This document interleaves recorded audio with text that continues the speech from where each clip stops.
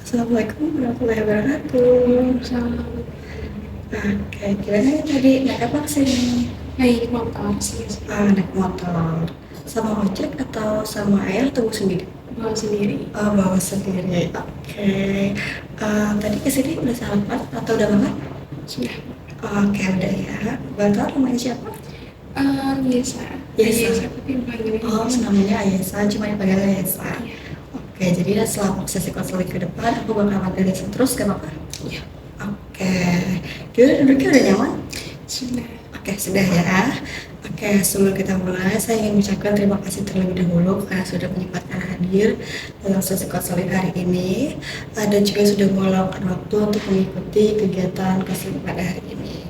Oke, selanjutnya perkenalkan nama saya Aulia Setiawati sebagai konselor untuk mendampingi kamu selama proses konseling ini berlangsung. Oke, dah. Jadi sebelumnya udah pernah melakukan konseling atau belum? Belum pernah. Belum pernah. Jadi ini pertama kali kamu mengikuti proses konseling ini. Oke, jadi di dalam kegiatan konseling itu merupakan layanan bantuan yang diberikan kepada individu agar mampu untuk memahami dirinya dan juga memahami permasalahan yang sedang kamu alami. Nah, dari situ serta nih kamu juga tahu cara penanganan yang tepat. Jadi dari permasalahan kamu udah jadi tahu kamu mau menangani seperti apa. Oke, nah kegiatan itu kita akan lakukan konseling perorangan. Jadi di sini hanya kamu dan saya dan juga konseling perorangan itu dilakukan secara tatap muka. Lalu juga ada tujuannya itu dan kegiatan ini itu untuk membantu kamu dalam memahami apa yang sedang kamu alami sekarang dan juga mengungkapkan kamu merasakan serta pikiran yang sudah kamu rasakan serta menemukan alternatif pada kamu sendiri. Oke.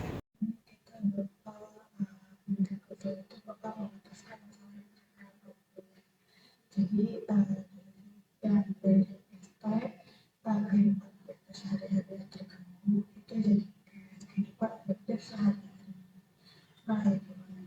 Nah, di dalam konseling itu punya banyak ruang pendekatan. Itu pendekatan akuisisi atau pendekatan client center yang mana itu nanti berfokus kepada kamu aja. Kita mulai sesi konseling ini ada beberapa hal yang berlaku dalam konseling, yaitu ada asas-asas ya, dimana pasti kamu takut kan kalau bercerita ke orang asing. Nah, itu pasti ada rasa takut. Nah, di sini tuh yang pertama tuh ada asas kesukaraan, dimana pada asas ini tuh kamu secara sukarela, kamu secara ikhlas berbagi cerita kepada saya dan juga ada di mana ada asas yang kerahasiaan. Sebelum kita asas kerahasiaan, saya mau nanya dulu, kamu sekarang kan ikut konseling pada hari ini? Iya. Sama saya sendiri. Oke, sekolah sendiri, jadi nggak ada paksaan sama sekali ya. Oke, jadi kita masuk ke dalam asas kerahasiaan yang pertama. Nah, kalau di asas kerahasiaan ini, pasti kamu takut untuk cerita ke orang lain, takut ceritanya bakal disebar, takut ceritanya bakal disebar luaskan. Nah, itu tuh kalau di bimbingan narkotika itu sama sekali nggak ada. Yang dimana di dalam asas kerahasiaan ini, segala informasi yang kamu berikan itu akan saya tampung sendiri dan juga tidak akan saya sebarluaskan kepada orang lain. Nah, selanjutnya ini ada asas yang dimana asas keterbukaan. Nah, dalam asas keterbukaan ini kamu seluruhnya menyebarkan informasi yang kamu mau ceritakan itu atas keterbukaan, jadi tidak ada yang harus ditutup-tutupi. Jadi selama kamu proses konseling ini kamu harus terbuka, kamu harus percayakan saya untuk memberikan informasi yang sebenar-benarnya. Oke, terakhir itu ada asas tadi ada asas apa aja, kegiatan, di mana dalam asas kegiatan ini itu kamu di mana kegiatan ini kamu juga berperan aktif, dan cuma saya aja yang ngobrol, tapi kamu juga harus berpartisipasi aktif, kamu ikut ngobrol juga di dalam sesi konseling ini. Nah, untuk itu saya izin membacakan ikrar terlebih dahulu. Jadi ikrar konselor itu ada saya konselor Audiustiarti, saya berjanji akan menyimpan, merahasiakan selama sesi konseling ini berlangsung. Saya tidak akan menyebarluaskan kepada orang lain. Saya juga menyimpan mulut untuk rapat-rapat untuk informasi segala kegiatan pada hari ini. Oke. Sudah siap? Sudah sih. Oke, sudah siap. Oke, kita masuk ke permasalahannya ya. Ya. Oke, jadi apa tuh yang kamu rasain akhir-akhir ini? Akhir ini kayak agak apa ya, nggak nyaman aja sih gitu, sama agak cemas juga gitu. Jadi apa ya, kegiatan sehari-hari pun juga jadi kayak nggak bisa sepenuhnya tenang gitu. Oh, jadi agak cemas ya. Nah, itu boleh diceritain lagi nggak berapa rasa cemas itu muncul dari efek keluarga atau efek teman atau efek lingkungan sekitar? Mungkin dari keluarga sih, Oh, keluarga. karena sebilang hubungan keluarga aku juga nggak yang iya, nggak yang oke-oke banget gitu. Mungkin kalau secara keseluruhan, mungkin kalau seorang lihat gitu kayak ya udah sih, normal-normal aja gitu, bukan dari keluarga ada masalah, yang kayak punya problem yang gimana juga enggak. Tapi mungkin lebih ke aku pribadi sih, karena aku merasanya kalau ada keluarga itu sikapnya kayak agak menyenangkan akunya gitu. Mungkin kalau anggota di dalam keluarga aku mungkin mereka sih oke-oke aja, kayak aman-aman aja gitu kan. Tapi kalau aku pribadi rasanya tiap anggota keluarga, baik itu ayah, ibu, kakak, itu sikap mereka ke aku tuh kayak agak menyenangkan. Oke. Tapi kan kamu bilang pada sikap keluarga, baik itu ayah, kakak, ataupun ibu, itu kurang menyenangkan bagi kamu. Itu aku boleh diskusi lagi tentang sikap-sikap mereka yang menurut kamu itu agak terganggu. Mungkin gimana ya? Contohnya misal di kegiatan sehari-hari itu, misal aku berusaha dengan ekspresiin pasanganku misalnya.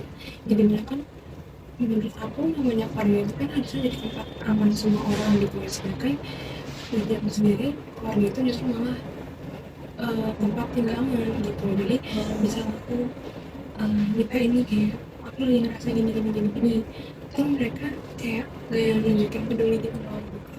Mungkin pertama orang tua kali ya gitu, karena aku sudah ada kakak. Nah, kalau kakak aku yang cerita, kalau kakak aku yang kayak pokoknya mengutarakan isi hatinya lah, gak ketemu media, ketemu perasaan dia, apapun tentang dia pokoknya. Nah itu kalau kakak aku yang cerita, itu orang tua aku kayak beneran dengerin, beneran kayak hadir gitu loh, beneran ngasih perhatian juga, terus beneran merespon. Sedangkan kalau aku yang lakuin yang sama tuh,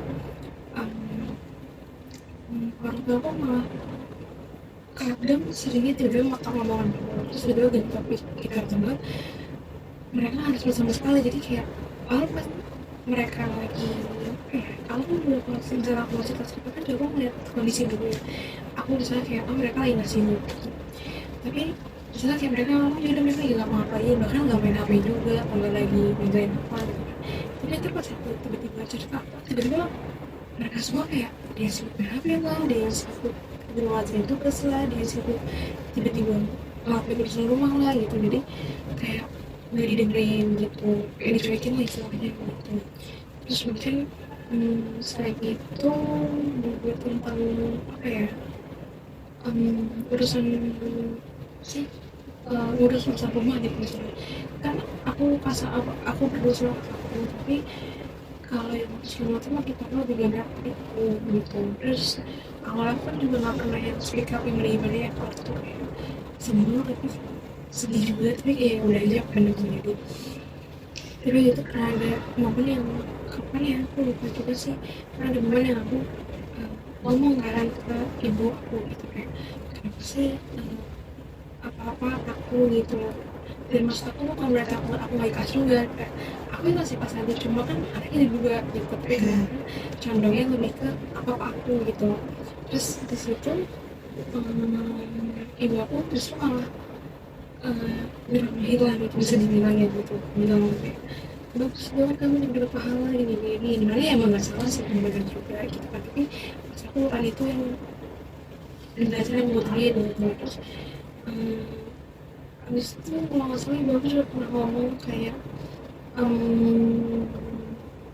oh gini kayak coba tolong kakak kamu tuh disuruh karena suka nggak mau atau kayak lama nggak langsung diikutin gitu, jadi dengan hidup kamu aja gini gitu kan. Terus aku di situ sempat membalas kayak di pergi itu dari dulu mending aku susah juga dong buat disuruh kayak jadi sekalian aja anaknya ada yang mau disuruh gitu, kok malah jadi kesannya kayak menggampangkan karena dari dulu emang aku yang selalu mau, jadinya aku mau terus gitu. Terus disitulah aku tuh kayak ada sih semuanya itu masalah ini, jadi kayak anggap remeh lah gitu. Kalau aku namanya keluarga, bahkan cuma keluarga ya, mungkin antar siapapun komunikasi interpersonal penting juga ya gitu. Sedangkan kalau itu kesannya kayak gak efektif gitu loh seperti sudah diomongin gitu sih. Jadi di situ aku bisa menyimpulkan ya dengan segala dari yang aku bilang tadi, ini dia ada kata timpangan kasih sayang ya, gimana orang tua kamu itu lebih condong ke kakak kamu kayak sangat apapun itu pekerjaan lupa dia makan langsung suruh, terus kalau kakak kamu ada cerita segala macam itu pasti mereka respon dengan senang hati dengan tulus, sedangkan kalau kamu cerita itu mereka melakukan kegiatan sesuatu untuk mereka, padahal tadinya mereka masih busy dia. Oke, kalau kamu ada berapa saudara? Aku dua bersaudara. Dua bersaudara. Oke, jadi cuma kamu dan kakak kamu. Iya. Oke, nah terus kamu pernah memotong kakak kamu tentang masalahmu? Sini tahu. Aku kayaknya pernah, tapi nggak yang kalau kayak tadi ibu kan kayak beneran aku bahas lumayan panjang gitu ya. Kalau kakak kan itu pernah kayak nyinggung tentang hal itu, tapi nggak yang dibahas, paling cuma bentuk misalnya kayak aku marah-marah doang kayak banget sih, lu ngapa-ngapain dari tadi bangunin sudah misalnya kayak gitu. Nah paling gitu doang sih, cuma aku nggak pernah yang bahas kayak nggak pernah yang bahas detail mendalam gitu tentang kayak ini mama gini gitu sih. Tapi kalau respon kakak kamu dari pas kamu membahas seperti itu, apa respon dia? Respon dia nggak yang bener banget juga sih, kayak ya udah aja gitu, nggak yang apa ya, nggak kayak ya udah sengaja detik dia juga bagian dia kayak yang berdua juga ya aja gitu. Oke. Nah, karena kita menggunakan pendekatan PCC, ya di mana pendekatan Grand Center itu, di situ saya tidak bisa mengasih solusi yang banyak, tapi saya kembali lagi kepada kamu. Menurut kamu solusi yang terbaik untuk saat ini itu apa? Dan itu kan orang tua kamu tidak pernah merawatkan kamu, terus juga adanya ketimpangan pekerjaan rumah, kayak misalkan itu yang harusnya dibagi dua, atau yang seharusnya itu gak dikerjain sendiri sama kamu, itu menurut kamu apa langkahnya selanjutnya yang mau kamu ambil? Mungkin apa ya, untuk ini mungkin coba untuk ngomong ke kakak ya, karena kan tadi setelah berpikir kadang tadi ditanyain juga ya dengan udah komunikasi sama kakak dulu, kan aku menanya untuk kayak nyinggung tapi si singkat aja gitu ya, sekilas aja mungkin saat ini mungkin aku ngomong membahas hal ini ke kakak sih gitu secara lebih mendalam juga gitu, karena kan sebelumnya pernah sama mamanya sama ibu gitu. Kali aku coba untuk ngomong sama kakak aku, terus balik lagi ke ngeliat respon yang gue sih gitu, misalnya gue ngeliat respon yang masih nggak mengenakan atau kayak bodo amat gitu, cuma salah mungkin aku bakal coba apa ya, lebih jelasnya lebih lagi sih gitu, karena sebenarnya kan aku pribadi mau orangnya nggak yang bisa ngomong apa ya, hal-hal deep gitu loh buat keluarga. Terus sih kayak ya udah hal ringan aja, nggak pernah yang nggak boleh yang kayak hal serius banget gitu. Paling itu aku cuma punya mungkin jelasin gimana POV aku juga, kira-kira aku nanyain POV kakak aku juga, ngomong dia sendiri emang gimana gitu gitu sih. Baru nanti misalnya udah ada komunikasi ke arah sana, terus aku sama aku di sini apa ya, perspektif masing-masing, baru itu mungkin dibahas ke ibu juga mungkin kalau ibu memungkinkan. Tolong mungkin yang paling utamanya banget tentang aku sih. Benar banget. Kalau dari sudut pandang itu katanya kamu bilang kalau kamu sempat menambahkan kakak atau dirimu pada hari itu. Takutnya kalau misalkan moodnya juga lagi jelek, sampai ada omongan yang banyak, nanti dia bisa ngadu ke orang tua kamu. Dan itu mungkin image kamu lebih jauh lagi untuk coba lebih komunikasi lagi kepada kakak, biar moodnya itu lebih bagus dan juga gak ada kesalahpahaman juga. Terus juga tadi kan kamu bilang kalau kamu kalau ngeliat kondisi dulu kan, kondisi mungkin kalau misalkan kamu cerita kamu ngeliat kondisi terlebih dulu, kamu kan benar-benar demam atau enggak. Nah, untuk kira-kira menurut kamu kapan waktu yang tepat untuk ngobrol sama dari sejauh ini sebulan ke depan atau seminggu ke depan atau 2 bulan ke depan? Mungkin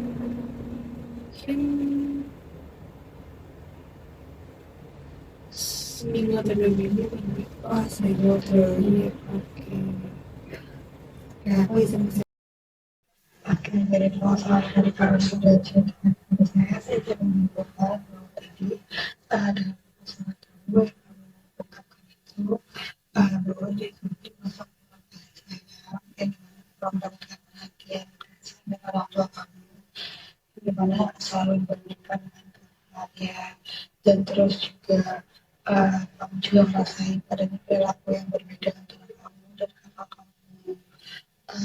Dan juga dimana makanya selama kamu tuh lebih sering diperhatikan, sedangkan kamu merasa kamu diabaikan pada saat kamu cerita. Nah selanjutnya yang dimana mama kamu tuh sering merasa kakak kamu tuh kalau kamu tuh kurang dekat dengan saya, sedangkan mendapatkan itu semua.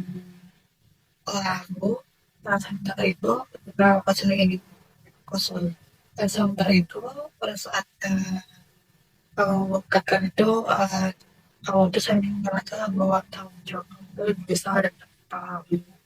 Ya dimana kayak itu distribusiin rumah, terus juga mengerjakan pekerjaan rumah tangga yang seharusnya tidak menanggung semua orang. Ini ternyata kamu melakukan itu dengan sendirian. Seperti itu. Nah kondisi tersebut membuat diri kamu tuh lebih merasa terbebanikan juga, terus muncul ada perasaan adanya perasaan pendidikan kepada kakak kayak kok kakak diperlakukan kayak kok kakak diperlakukan kayak aku doang yang melakukan kayak gitu. Terus selama sesi counseling ini berlangsung ini akibatnya kamu merasa itu pasti ada rasa sedih, ada rasa kecewa, terus juga adanya perasaan yang tidak masyarakat di orang tua. Setelah itu tadi kamu juga menyampaikan bahwa kamu tuh nanti bakal memperkenalkan kepada peneliti dulu selama kurang lebih 1 atau 2 minggu. Sehabis itu nanti kita melakukan yang adanya namanya follow-up, di mana nanti ada sesi berikutnya. Nah selama sesi counseling berikutnya itu nanti akan dilakukan setelah kamu kegiatan yang ingin kamu lakukan itu setelah kamu mengenai pendapat kamu, habis itu bicara tentang pendapatnya seperti apa juga kan. Habis itu nanti kita baru melakukan sesi konseling yang kedua. Kamu bersedia? Kayak gitu kita tutup sesi konseling hari ini. Terima kasih banyak atas kamu sudah mau kamu. Terima kasih juga kalau kamu juga merasa adanya ini hati. Terus juga terima kasih juga karena sudah jauh-jauh ya. Terima kasih. Wah gitu, saya juga minta sini ya. Terima kasih.